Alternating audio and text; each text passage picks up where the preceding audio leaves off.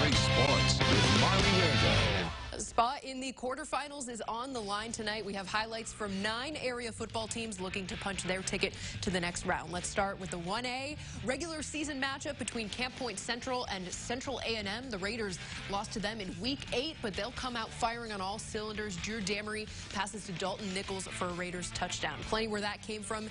James Parody, the next to do it for the Raiders as they tack more on the board and they keep it going. Damery to Dalton Nichols, and they'll upset the 1 seed, taking this one 28-6. They'll play the winner of Arcola versus Brown County, and the Purple Riders will get on the board early. Bo Edwards launches it to Tanner Thomas there for the score, and the duo will be at it again. Edwards this time under pressure, and he'll end up completing the pass to his man Thomas for another Riders touchdown. They take this one 52-32, and the Riders are rolling on. In 2A, Bismarck, Henning, Rossville, Alvin host the 6th seed Nashville. It's a connection we've seen so many times. Dawson Dodd goes deep for Mason Hackman for a big gainer there. Then at the goal line, Dodd throws it up to Hackman to go and get it, and he comes down with the touchdown. But turnovers down the Blue Devils. This botched snap is picked up by Cade Ridgway of Nashville, and this will be 33-26, the final, as Nashville pulls the upset. Now on to St. Teresa, who host number 8 seed Vandalia. Griffin Smith with a huge gain to set up a touchdown for the Bulldogs, as Bryson Hendricks later runs it in for the score. They keep tacking it on. Denham Cook with a running touchdown for the Bulldogs. This one will be all St. Teresa, who win it 68-14 to advance to their 3rd straight quarterfinal. Another local matchup in 2A as Pana hosts Moreau Forsyth. The Trojans with the ball here, and Caden Maurer passes to Egan Franzen for a first down, but Pana get the ball back here. Max Lynch to Austin Henshin for a first down. Lynch having a great season, more than 1,000 yards throwing and rushing this year. But the Trojans are with the ball again.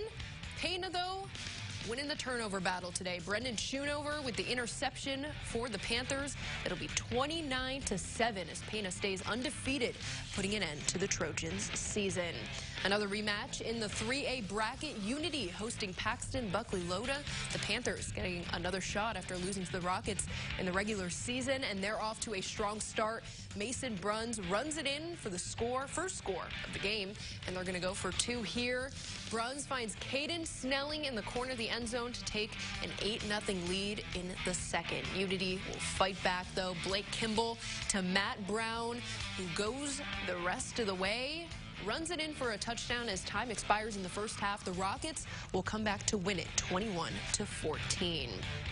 Rochester is coming off a 5A state title, but they're back in the 4A class this year, looking to advance over Paris. Hank Beatty, the Illini commit, gets loose from the pocket and rumbles his way in for the touchdown.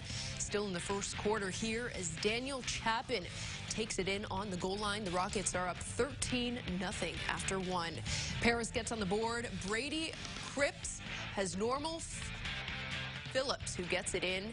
It'll be 55-20, and the Rockets are moving on. In 5A, Mahomet-Seymour looking to keep their undefeated season rolling. They're rolling out the welcome mats for Triad. Braden Houchin under center, and he keeps himself around the outside for the score. But right before half, Wyatt Baum fakes the pitch and looks long for Dream Eagle for the touchdown.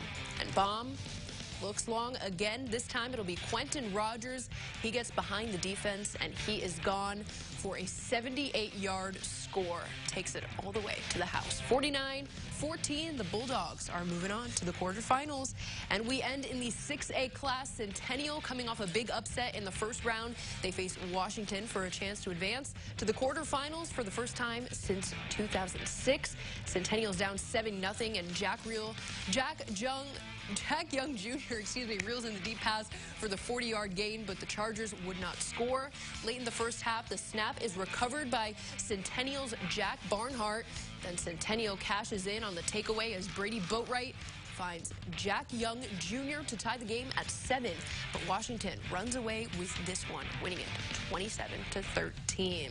And we end tonight with the cross-country state finals, starting with the girls, and that's where Uni High's Kate Amari crosses the finish line for the second-place title, finishing with a time of 17 minutes, 29 seconds. And for the 1A boys, Paxton Buckley Loda's Ryder James crosses the finish line, sprinting to take first. He finished with 14-16. And we can't wait to do it again next weekend for the quarterfinals of high school football. It's so great to have the playoffs back after not getting it last season. I'm sure all these guys are excited to be back on the field. So can't imagine their excitement right now.